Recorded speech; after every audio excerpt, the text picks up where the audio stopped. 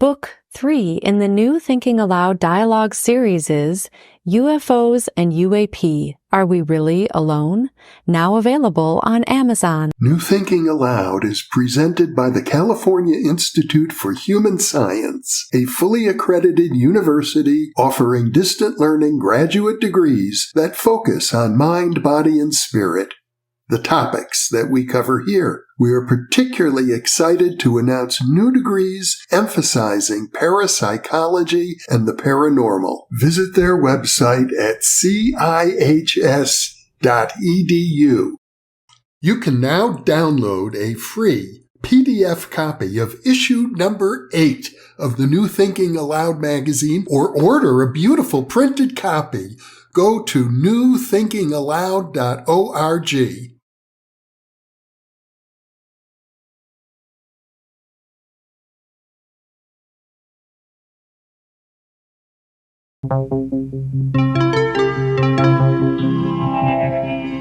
Thinking Aloud.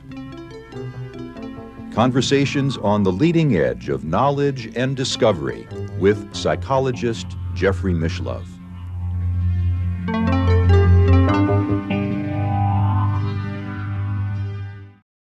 Hello and welcome. I'm Jeffrey Mishlove. Today we will be exploring Satan, Lucifer, Prometheus, and the Jungian shadow.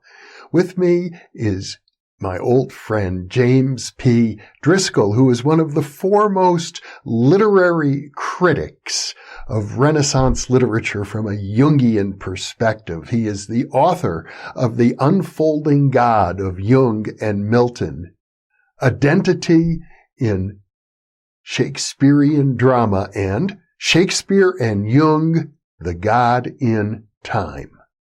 Once again, this is an internet interview, and I'll switch over to the internet video now. Welcome, Jim. It's a pleasure to be with you once again. It's been a while since our previous interview. Thank you, Jeffrey, and I'm glad to be back. Today we're going to talk about Satan, and I guess you could consider Satan as a theological figure and wonder what is Satan's role in the heavenly hierarchy, or you might consider Satan a psychological figure, perhaps part of the Jungian shadow. Let me start with the psychological figure first. Satan is a part of an archetype, and an archetype is a general thing. It's kind of a psychic force or a center or direction of or field of energy. And typically an archetype can have a whole array of images. For example, the mother archetype could be Mother Mary, it could be Venus, 100 other things. And that's true with Satan. Satan is connected with the shadow, but there are three major figures in the West during culture which partake of this area. Satan is one, Lucifer is another, and my view is that Prometheus is a third. And they represent different aspects of this archetype. Satan is the most negative aspect. He's totally evil.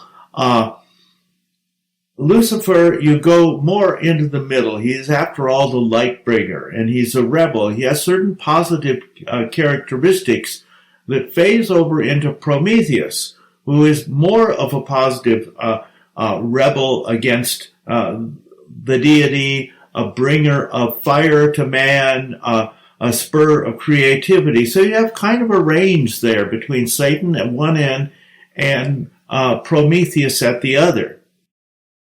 And the common element of all three is that they are rebelling against the ruling deity.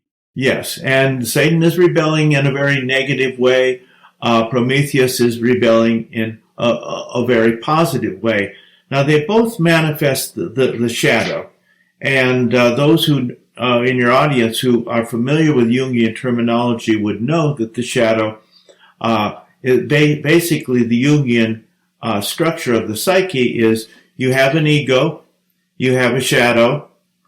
These are fundamental archetypes within the psyche, fundamental functions of the psyche, but you also have an anima and an animus, and the anima is a feminine spirit, essentially, and the animus is the masculine version, or actually usually the anima is connected with soul and the animus with spirit. So you have those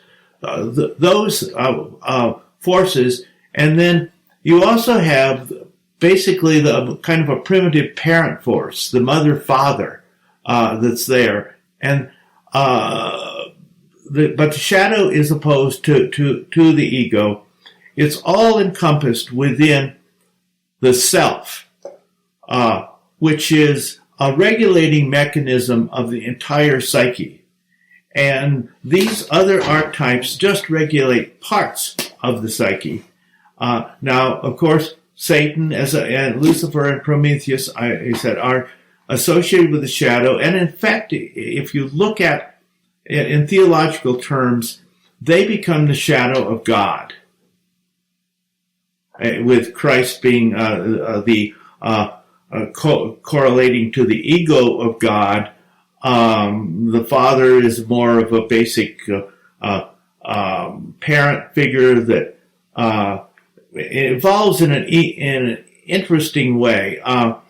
In the Old Testament, in the first maybe half of the Old Testament, up until the book of Job, the Father is a rather unconscious being that Jung describes in detail in his answer to Job, given to irrational outburst, not very developed in terms of conscious control of the psyche, kind of like a desert cheek or a tyrant or something like this. And he does strange things that are irrational and strange. He's vindictive and so on. And that's what you get pretty much through the book of Job. And Jung sees the book of Job as a recting point, sort of, where God changes. And other Jungians follow the same thing, and they've gone more into the latter part of the Old Testament, where you begin with Second Isaiah, the Psalms, the Proverbs, and so on, and you get a more benign deity. I'm not sure whether it's the last half, the last third, whatever, but there's a big change there. And then that benevolence or benignity, struggling with the pronunciation there, that's developed further in the Christian conception and in subsequent Judaic conceptions also, where you have God is essentially a benevolent figure. In Christianity, God embodies love and truth too, and so you get a kind of maturation of the deity through the development of from the Old Testament on in through the Christian period. My belief is that this continues on after the Christian period, that is going on today, and that it underwent big changes in the Renaissance with Hermeticism and Giordano Bruni, Leonardo, Shakespeare. These people, we don't consider them part. Generally, Christians and Jews don't consider them part of the sacred canon. Psychologically, I think they should be. I suspect Jung might agree that they should be as well. So there's this development of deity. There's this complexity, a complex of archetypes within the psyche, and Lucifer, Satan, Prometheus, the shadow, are one of the absolutely key archetypes. And there's a kind of dynamism between a struggle going on between the ego and the shadow all the time within the divine psyche, but within all of our own psyches. And we all have shadows, and some people's shadows could be identified with Satan, Others could be identified with Prometheus. They could be more of a positive dialogue with the ego. So far, we've been talking, Jim, about the role of Satan as a psychological archetype for individuals and also as a theological concept. But could you say that you see the satanic archetype, so to speak, or the shadow archetype operating at the level of society and not just the individual? Yes, I think that's true, Jeffrey. Society itself has kind of a collective psyche that's not well understood or well recognized, but very powerful, because we see these forces, these crowd psychologies, sweeping groups of people and even civilizations and taking over, not entirely, they're always resistant individuals, but it will come to dominate a whole way of thinking in a nation, society, or even a civilization. The phenomenon of Hitler is a good example of how an evil force, I would say identified with Satan, not Prometheus or even Lucifer, but a satanic force, gathered together the collective energy, or much of the collective energy, of the German nation, and was able to dominate the whole society and at that time. And it didn't dominate all of civilization, but there was a battle set up almost between good and evil, or between, you might say, the ego of the Western civilization, which represents the past values, and the dark shadow, figures like Roosevelt and Churchill would represent the ego of Western civilization, and Hitler and Mussolini would represent the shadow. So you have that happening there. That's a clear instance. You have things like that going on, which aren't as definite or polarized as that became all the time, actually. You have the dynamics of ego and shadow going on. How exactly does Jung define the shadow? It's a dynamic realm of the psyche, ruled by an archetype, which he calls the shadow. It consists of the energies that are difficult for the ego to accept or develop, and they're relegated to the unconscious. It contrasts with the contrasexual animus, because the shadow is the same sex as the ego. It ties you into the hostile brothers archetype, whereas the anima is the opposite sex. Or in women, the women have an animus. It's the opposite sex too.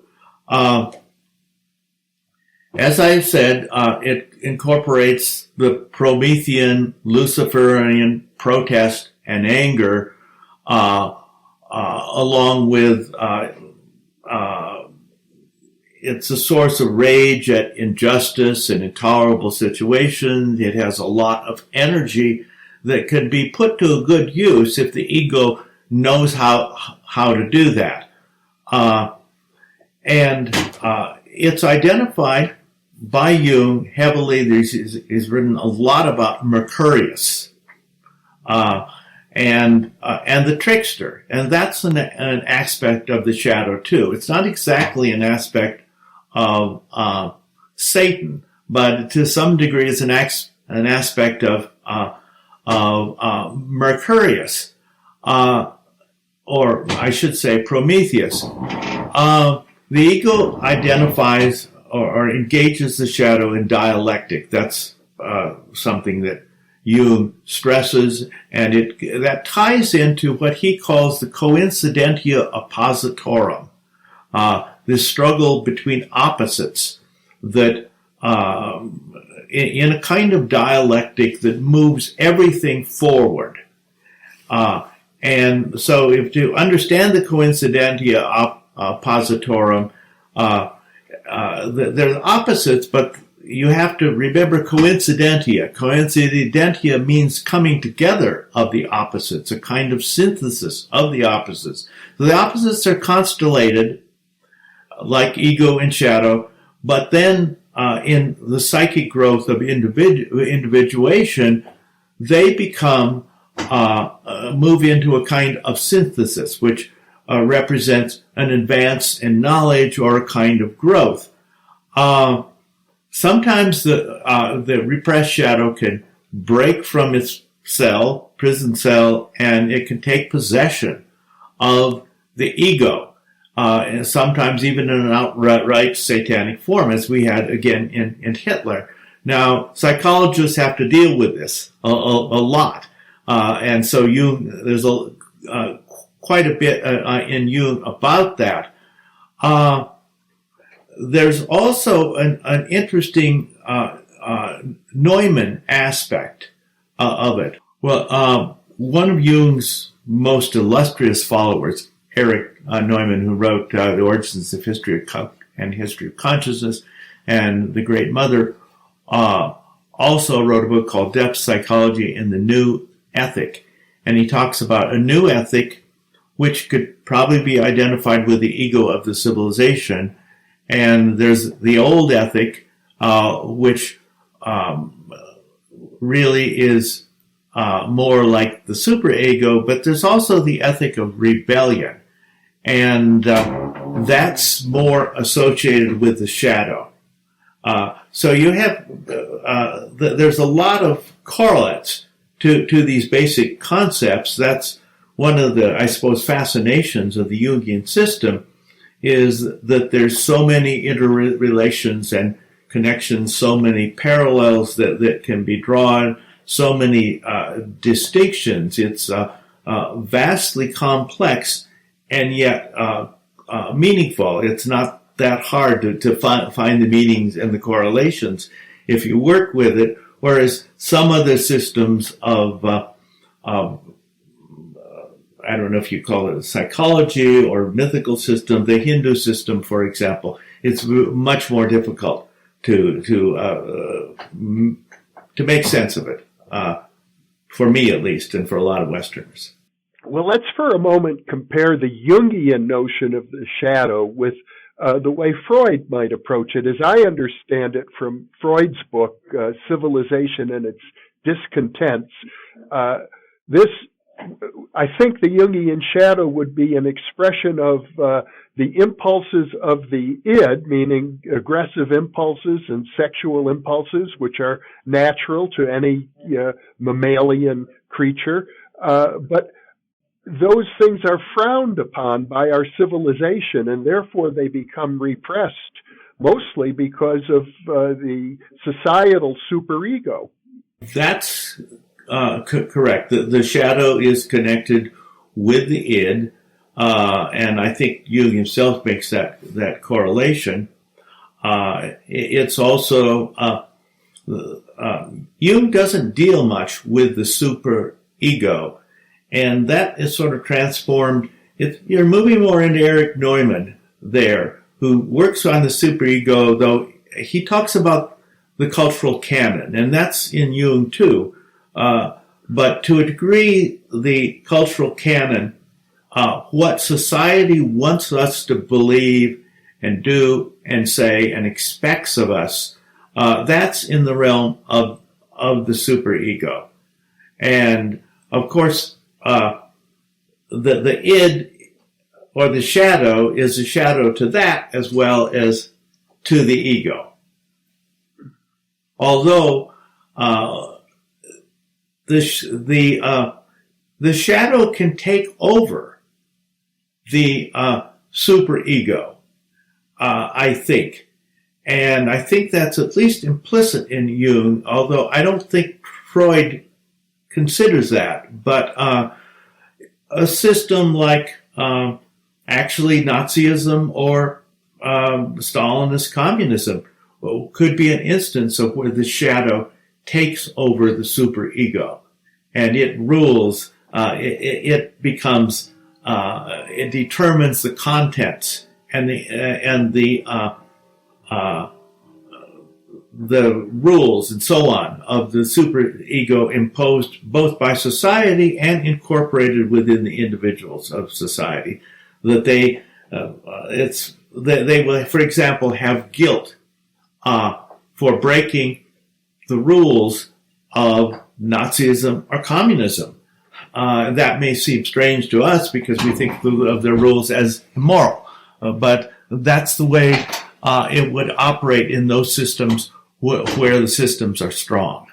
Since you've already mentioned that the shadow archetype is also associated with the trickster, and that the satanic archetype can sort of take over either the ego or the superego, I suppose it's the case really that the shadow can disguise itself as any other archetype. So I often hear, for example, from viewers who complain that maybe we're doing an interview on reincarnation or spiritualism or some area where people believe they're contacting spirits, and they often write in and say, don't you realize these are demons? They're disguising themselves as angels or as past lives or as spirits of the dead, but they're really demons trying to deceive you. That's true. The shadow can, in effect, take over the ego.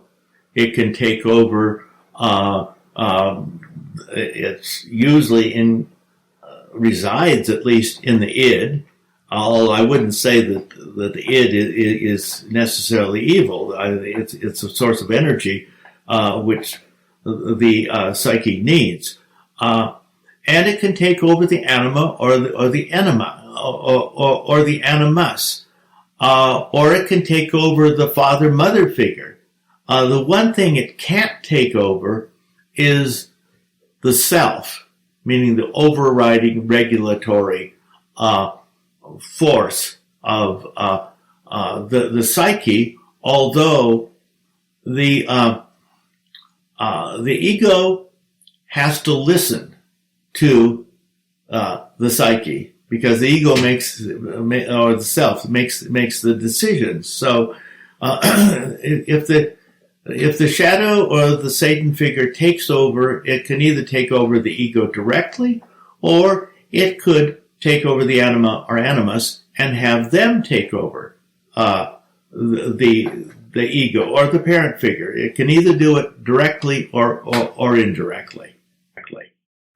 There is a sense in which these various Jungian archetypes are like, I'll say they're like quarks, in the sense that they're invisible. No, we can't see them, we can't touch them, we can't measure them. We don't know that they are really distinct, precise complexes within the psyche, other than that's how they are postulated to be theoretically by the Jungians. Well, I think of them as like energy fields, like magnetism, for example. If you look at the solar system, we have the gravitational field, for example, of the sun, and various electrical and magnetic fields. But competing with those, you have the planets. And that's kind of what it's like.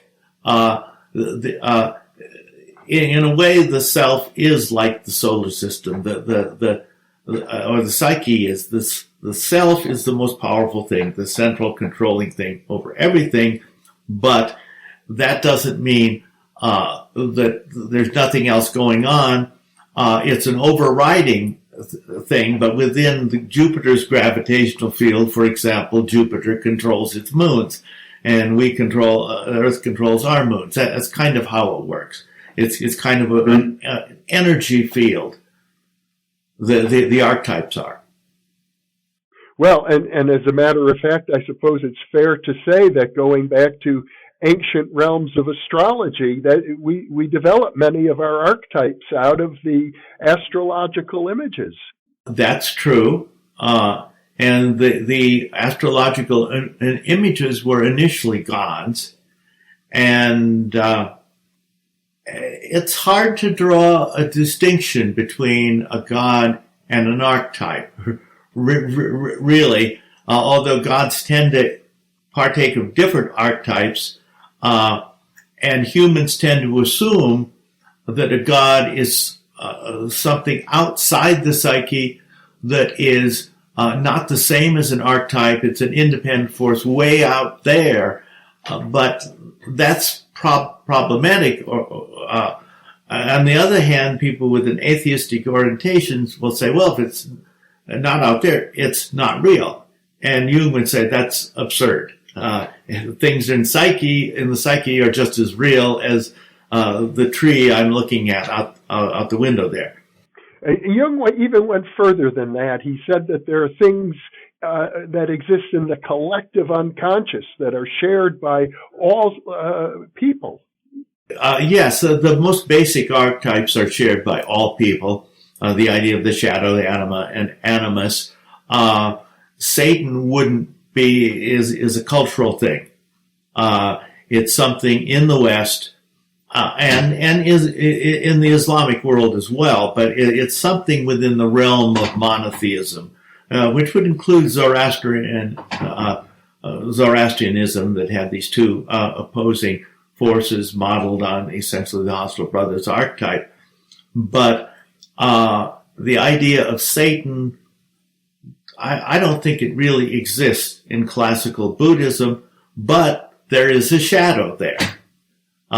The shadow in Buddhism sort of pulls you down to earthly obsessions with suffering and appetite and this sort of thing. So the most basic archetypes, the ego and the shadow, they're there in Buddhism just as they are in Christianity, Judaism, and Islam. It seems to me that there is an interesting parallel between Buddhism and Christianity in the sense that when both Jesus and Buddha, when they experienced, as I recall, a period of 40 days of intense meditation out, Buddha under the Bodhi tree and Jesus, as I recall, out in the desert, they were both tempted by a satanic figure. Yes, and it was both a kind of a key stage. It's initiation, really, is what was happening in both of those cases. And it was the ego goes through various stages of initiation, which are kind of literalized in more primitive societies, that they have special rights and so on, and a boy becomes a man. And the Jews have their bar mitzvahs. So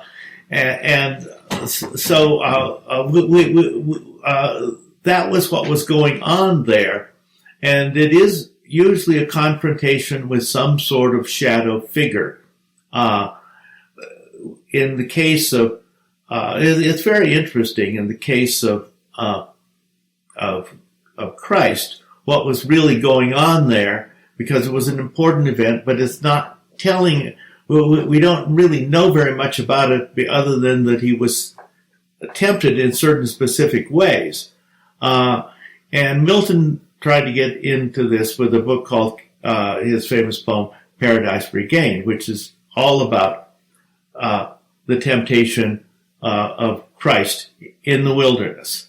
And that was the way Milton saw the whole of the Christian myth, as he saw that as a totally key part, whereas some other views would focus on the crucifixion and the resurrection. Milton, of course, doesn't deny this, but he sees the actual victory over Satan as not the resurrection so much as it is his battle with Satan in the 40 days in the desert, where he resists all the attempts of the tempter to get him to forsake God the Father and follow Satan into basically what Satan is offering is mastery of the world. You know, everything that every politician wants. Or isn't that a theme you find almost in all cultures, that the world itself is evil, and if you pursue mastery of the world, money, power, status, sex, all of those things can be given to you, but you'll sell your soul to the devil in obtaining them. Isn't that a very common theme? It's a very common theme. It's a pervasive theme, I would say, although I think if you look at it, as Jung looked at it, and a lot of the great people looked at it, they wouldn't say that the world is evil. They would say putting the world first and making it the most important thing above God or above the self, above the truth, above the principles of truth and love, these sorts of things, just putting the sensuous gratification, especially power. Now, the quest for power in itself, in Jung, most religious systems, most sensible philosophers, I think, is evil, because it does wind up destroying people. If that's what they put above all else, power, then they will do anything to anyone else or themselves in order to gain more and more power. And they will in the end destroy other people and themselves. This is what happened to Hitler. Well, Alfred Adler was a great psychologist who developed a model of the human being in which the drive to power was central, even more important than the drive for sexual fulfillment that Freud emphasized. And as I recall, later in his career, Adler determined that there was an even more powerful drive he called the will to altruism. Well, that's interesting, because there's also Nietzsche, the will to power. And Nietzsche picks this up from Schopenhauer, and there are precedents to Schopenhauer too. So this is not just Adler, this is a very important strain in modern thought. And it's also important in that it recognizes the key role of power. I mean, maybe the three key factors are truth, love, and power that we deal with. And in order to achieve love or to pursue truth, we have to have a certain amount of power. We can't be totally powerless, but power must be always put in the service of higher ideals. That's the key. And I think that's what Adler is saying about altruism. When power is put in the service of altruism, the altruism becomes incorporates the power. It gets the power. One of the most familiar examples is that people become more powerfully motivated in saving other people, frequently saving their country, saving a group, their family, whatever, than they would be in saving just themselves. And this is altruism, of course, but it's power put in the service of altruism.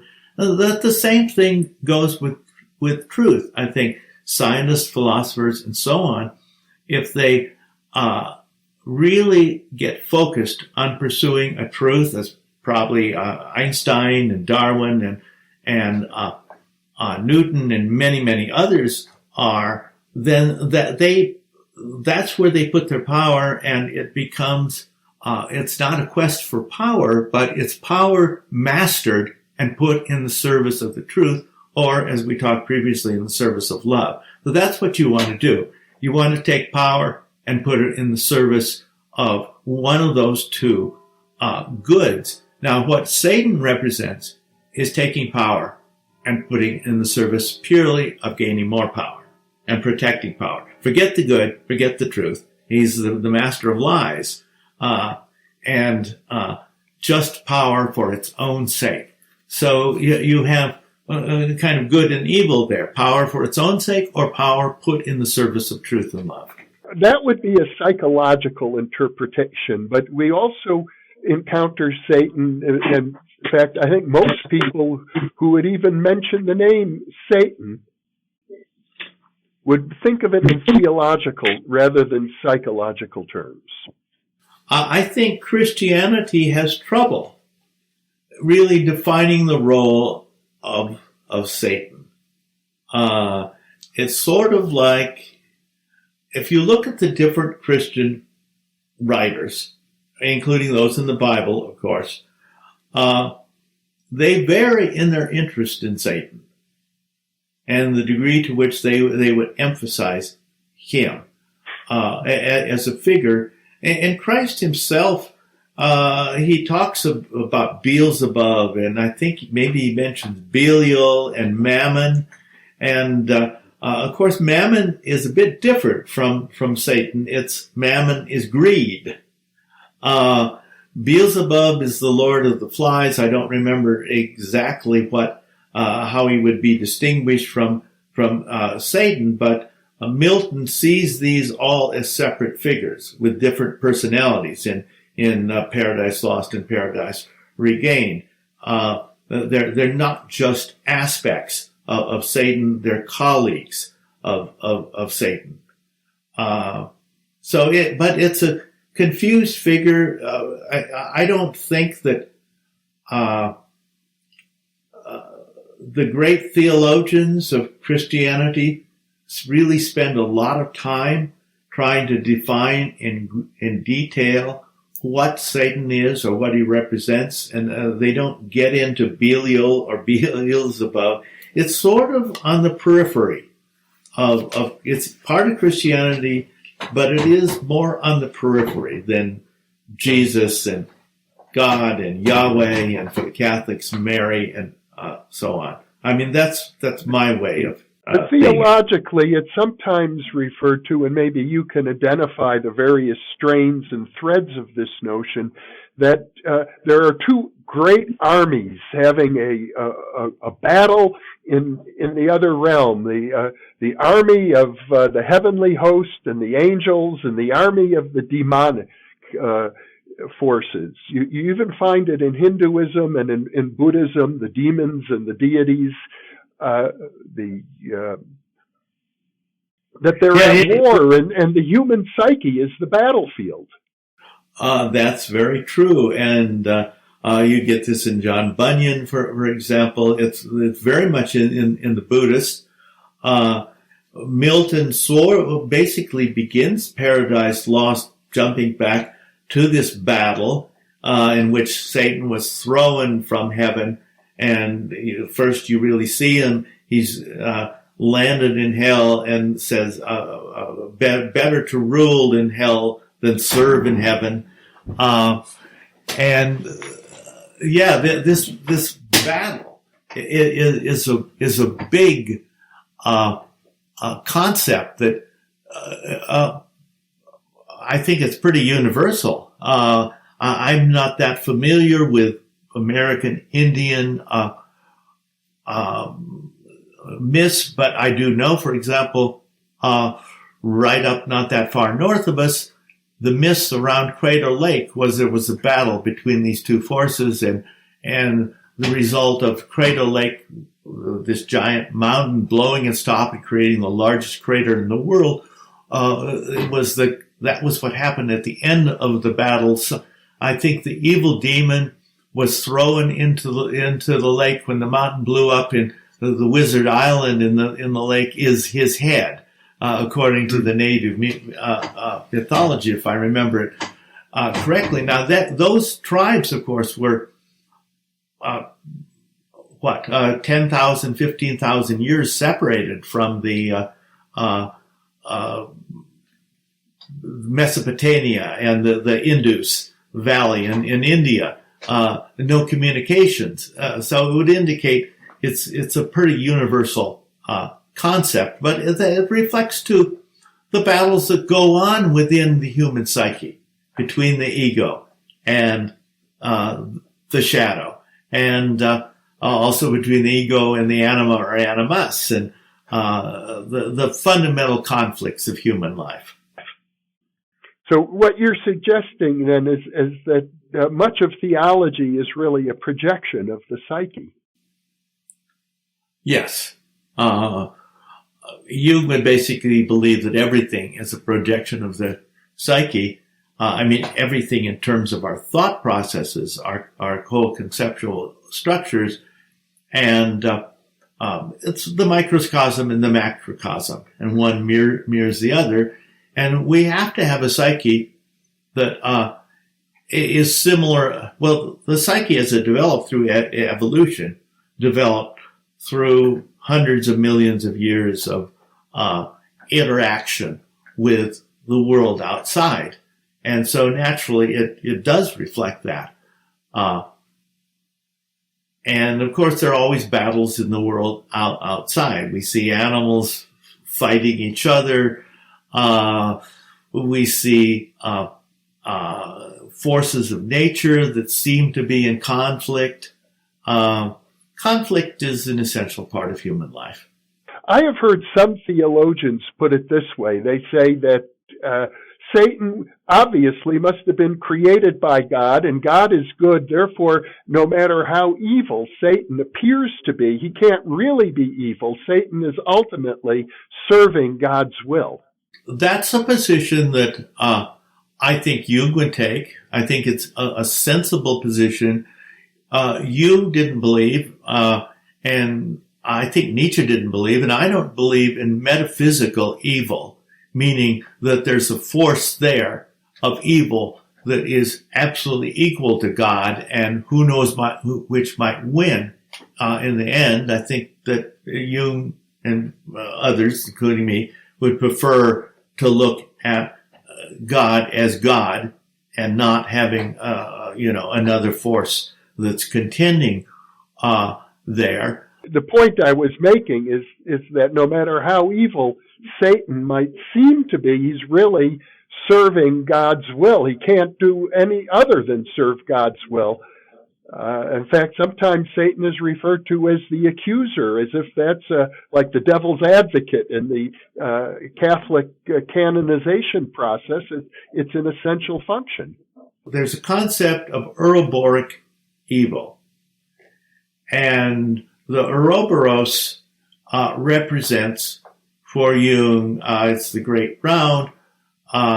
It's the original primitive state from which consciousness emerges. It's the snake biting its tail, which contrasts, of course, with the yin and the yang, where there's two forces and they're more balanced and complementary.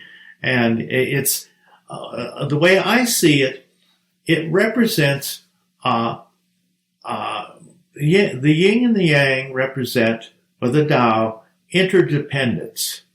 And the kind of dialogue, it's something alive. Whereas the Ouroboros represents self-containment.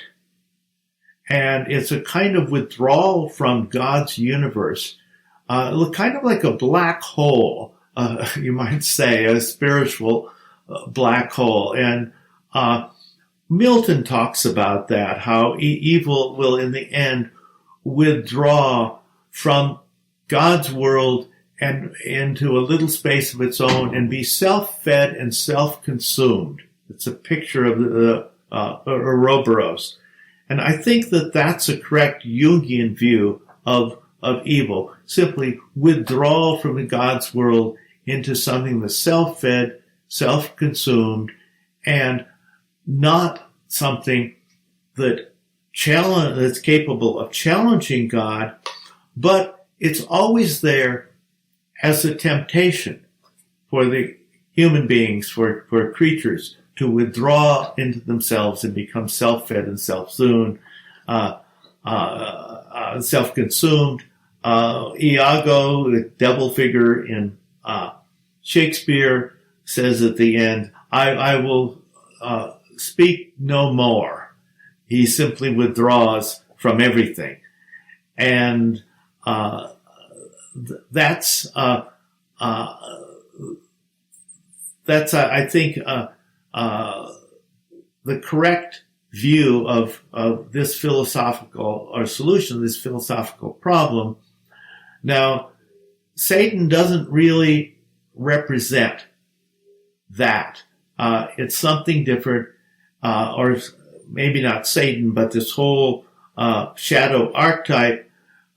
It's something that has to be processed and transformed into good. It's not a withdrawal into self-containment. Jim Driscoll, thank you once again for a fascinating and enlightening conversation. It's been a pleasure to be with you, and as always, diving into the Jungian view of the mind is an enriching experience. Thank you very much, Jeffrey.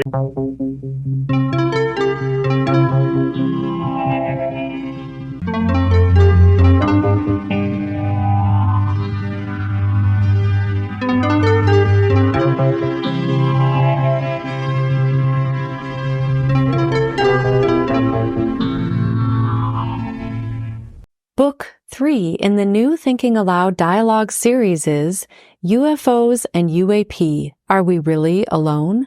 Now available on Amazon. New Thinking Aloud is presented by the California Institute for Human Science, a fully accredited university offering distant learning graduate degrees that focus on mind, body, and spirit. The topics that we cover here. We are particularly excited to announce new degrees emphasizing parapsychology and the paranormal. Visit their website at cihs.edu. You can now download a free PDF copy of issue number 8 of the New Thinking Aloud magazine or order a beautiful printed copy. Go to newthinkingaloud.org.